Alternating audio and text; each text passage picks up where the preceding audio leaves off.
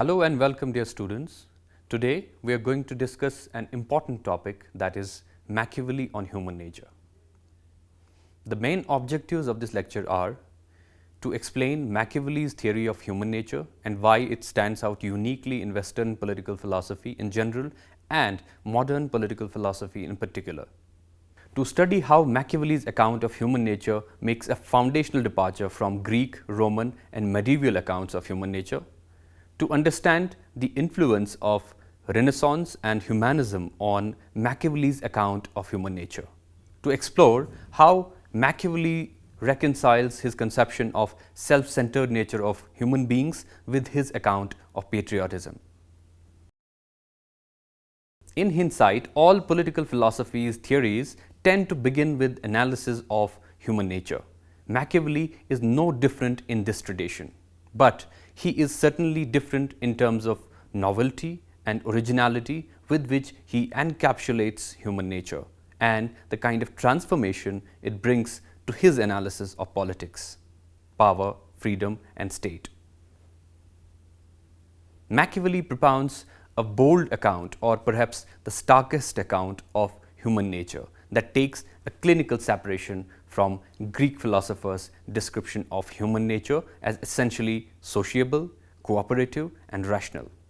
Both Prince and Discourses, two of his remarkable works, are replete with pessimistic descriptions of human beings.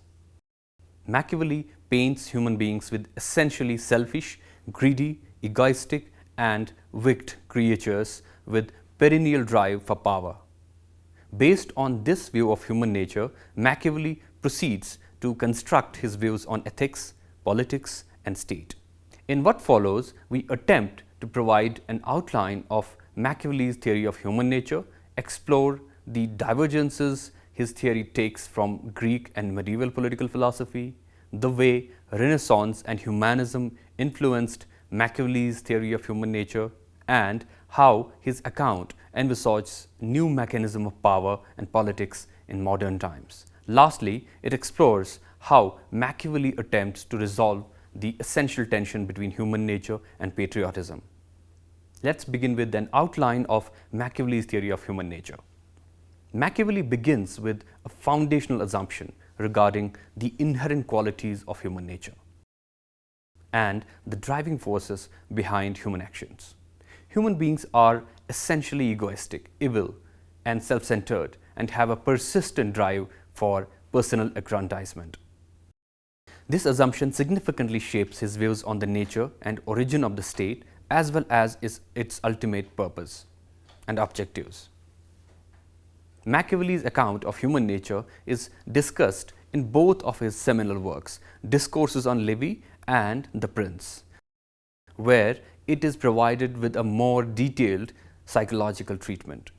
As noted by William Archibald Dunning, this perspective diminishes the importance of Aristotelian belief in the social nature of humans and aligns more easily with the notion that society originates from individuals pursuing self-interest through careful calculation.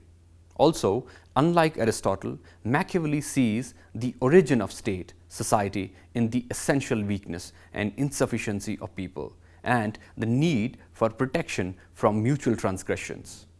According to Machiavelli, people lack intrinsic goodness or virtue and are predisposed to moral failings. A self-centered pursuit of one's interests adequately explains all political phenomena. Rather than idealizing how humans should behave, he focuses on their actual behavior, leading him to the conclusion that the individuals tend to be selfish, greedy, cowardly, ungrateful, fickle, deceitful, and above all, gullible and stupid. Machiavelli shares the belief with Plato and Aristotle that human beings aspire to find happiness through the harmonious fulfillment of specific human faculties. He, however, diverges from the philosophical ideals of Plato by emphasizing a pragmatic approach. He contends that understanding the realities of human behavior requires delving into fields such as psychology and sociology, coupled with a keen observation of contemporary events and insights from the wisdom of antiquity. Unlike Plato, Machiavelli approaches this pursuit as a technical and morally neutral endeavor, particularly focusing on the acquisition and exercise of power. In Machiavelli's view, society is akin to a battlefield where perpetual conflict between groups exists, and only way to manage it is through the strategic and judicious application of force. There is something distinctive in Machiavelli's writings about the kind and conception of force to be applied in the management of political and social power. This use of force requires a meticulous understanding of human behavior and societies as they really are, and Machiavelli draws this kind of knowledge from the inductive method, which was much in vogue in the 17th century.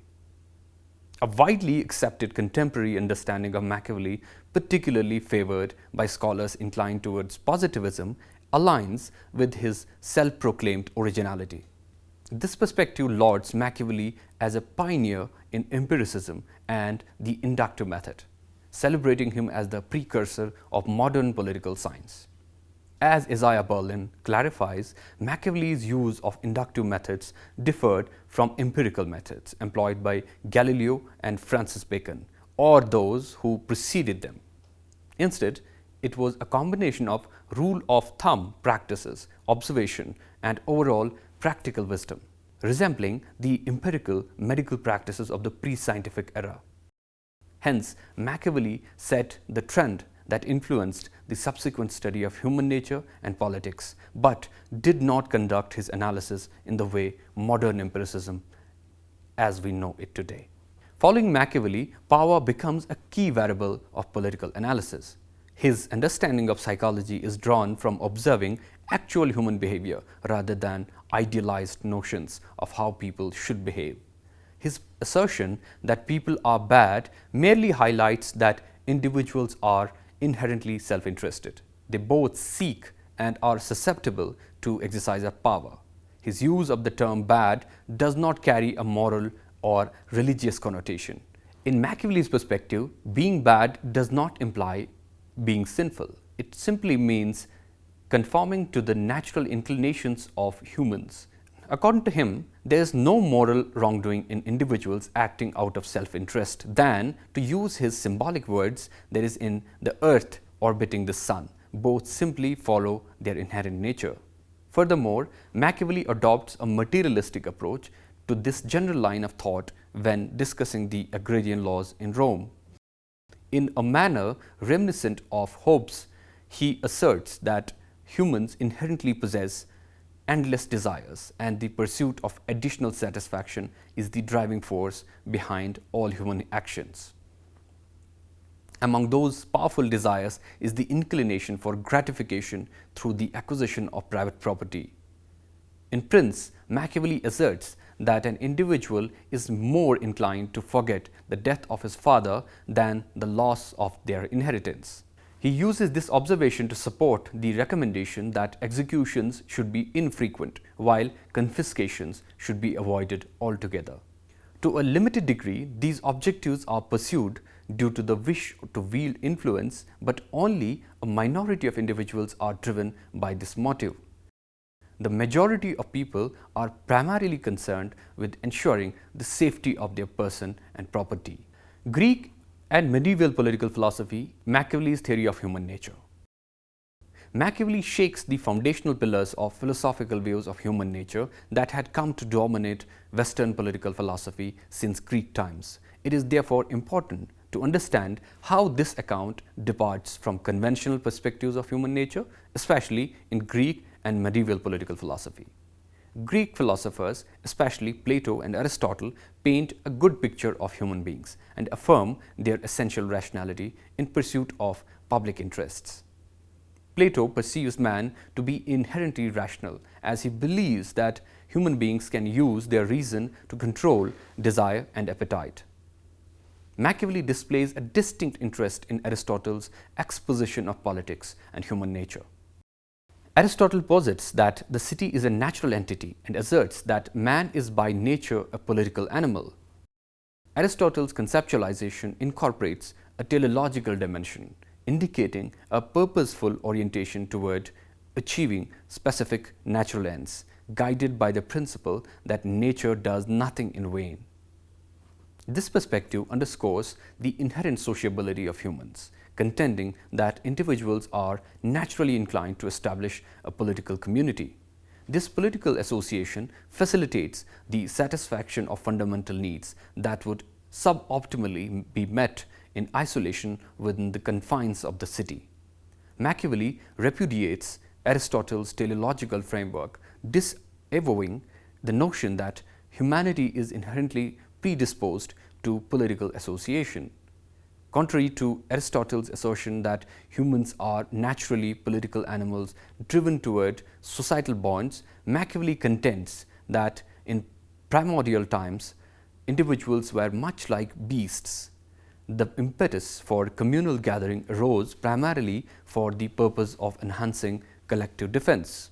In other words, Machiavelli's conceptualization of human nature finds its paradigm in Aristotle, embracing Aristotle's triadic classification of human nature as encompassing the attributes of the beast, man, and the god. In light of this characterization of human nature, Machiavelli delineates the ways in which these inherent components can be strategically employed by a prince in the pursuit of conventional success and glory. Fear, security, and collective defense serve as primary motives for human association. In both instances, the genesis and progression of political societies lack any inherent natural qualities. For students of political philosophy in general and Machiavelli's political thinking in particular, it's important to understand how Machiavelli's analysis of human nature differs from that of Saint Augustine. It is needless to assert that Augustine's ideas dominated medieval Western political philosophy. Machiavelli somehow agreed with St. Augustine's characterization of human beings as essentially evil, an argument he teased out from the biblical description of original sin. In contrast to Augustine, however, Machiavelli does not view self-interested and self-regarding behavior of human beings as sinful or problematic, just as he does not condemn the desire for or the use of power. For this reason and many others, Machiavelli is known to have initiated new directions in gauging human understanding and modern politics. Now let's discuss Renaissance humanism and Machiavelli's human nature. Renaissance and humanism had a far-reaching impact on Machiavelli's political theory, to the extent that he is frequently termed a Renaissance humanist man. In Harold Lasky's words, the whole of Renaissance is in Machiavelli. For him, Machiavelli encapsulates the essence of the Renaissance era. His work reflects the era's appetite for power, admiration of success, and indifference to ethical means and rejection of medieval constraints, open embrace of paganism, and a firm belief in the correlation between national unity and strength. The Renaissance period, beginning in the 14th century, brought about a remarkable transformation in the fields of culture, economy, society, and politics. It began in Italy, spreading gradually to Europe by the late 15th century. It symbolized a resurgence of the humanist spirit, characterized by the pursuit of liberty, self-assurance, and optimism. In stark contrast to the medieval perspective, which perceived humans as fallen and morally corrupt in a malevolent world with the devil at its core, the Renaissance embraced the Greek ideal, emphasizing the inherent goodness of individuals, the beauty and magnificence of earth, the celebration of existence, the diminished significance of the supernatural, and the value of present in contrast to irretrievable past and an uncertain future. This return to a pre-Christian outlook on humanity, divinity, and nature manifested across various facets of human enterprise and creativity. Humanism, as a sub-movement within the Renaissance period, asserted the dignity and superiority of the human beings, which forever changed our understanding of the modern world. In contrast to the medieval Christian emphasis on asceticism, poverty, humility, misery, and perceived insignificance of earthly existence, humanism advocated for the autonomy of human spirit and the pursuit of knowledge. The Renaissance marked the dissolution of a unified Christian society. Central to the Renaissance was the emergence of a new human, an ambitious and restless individual driven by self-interest in pursuit of glory and fame. Rather than endorsing renunciation and asceticism, self-realization and joy were regarded as genuine objectives of human existence and education. The attainment of self-fulfillment was no longer perceived as contingent on suppressing natural faculties and emotions. The ethos of individualism and the appreciation of privacy contributed to the rise of self-assertion and introduced the concept of highest development of the individual. Power as manipulation of human nature. Machiavelli seeks to construct a conception of power rooted in human nature. His advice to the aspiring prince is but a kind of political technology that he can use to maintain a strong and ordered state. As noted in the previous section, Machiavelli's key contribution has been to catapult power as the cornerstone of modern political analysis. Subsequent thinkers, including Hobbes, endeavored to elevate the logic of power into a comprehensive science of power. Brian Nelson has provided an incisive analysis of how Machiavelli's statecraft teaches a leader to exercise power in ways that are truly based on precincts of human nature. After all, Machiavelli is concerned primarily with the use of power by the leader to streamline an otherwise deeply divided state that the Italy of his time witnessed. In more general terms, power can be defined as the capacity to influence and control others by commanding their obedience, with an emphasis on the compulsion aspect. Notably, violence represents an extreme manifestation of power. In Machiavelli's writings, the efficacy of power as an influential force hinges on the inherent self-interest that characterizes human personality. For instance, violence as a form of power relies on tapping into the individual's fear of death or bodily harm to enforce obedience. This principle extends to subtler forms of power where a promise of reward by a political leader effectively appeals to self-interest in a manner analogues to the impact of threatened violence. Violence has a special relationship with self-interest in this particular context. For Machiavelli, people are prone to seek retribution when they witness acts of violence that do not result in their total ruin. He says that the prince should take care to avoid violence since it has terrible tendency to incite enmity. Machiavelli emphasizes that hate and love both have the special power to move people beyond self-interest. Haters are prepared to give up everything, even their existence, to exact retribution. As a result, a prince who is hated finds himself in a difficult situation since he has to deal with people who are no longer under his authority. Thus, the prince's capacity to rely on the predictable elements of human nature is necessary for authority to be successful and legitimate. Machiavelli's approach to studying underlying facts of human nature and dynamics of power gives his account a distinctively modern spin. When Machiavelli asserts the inherent badness of people, he intends to underscore their self-interested nature, suggesting that individuals both aspire to and are subject to the exercise of power. The point to note here is that Machiavelli's emphasis on power as a pivotal variable in political conduct is highly logical. Machiavelli seeks to elucidate and describe the rationale of power as he perceives power as uniquely amenable to logical analysis. Power involves the manipulation of people's self-interest. A political leader who comprehends this concept for Machiavelli can discern the specific desires of people in any given situation and can logically deduce the actions necessary to maintain control over the situation. One of the most salient features of The Prince lies in its character as a technical handbook explaining the principles of obtaining and preserving political power. It was crafted for the modern monarch, who is distinct from the traditional hereditary leader. He is tasked with securing rulership through adept manipulation of power dynamics rather than relying on familiar legacy. In Renaissance Italy, the place that Machiavelli had in his mind while writing The Prince, where leaders lacked support from established traditions, their success in acquiring and sustaining political influence hinged upon their adept application of power and adherence to the logic inherent in power dynamics. Human nature sends patriotism. It is for sure that one does not, or perhaps should not, expect straightforward strings in Machiavelli's account of human nature.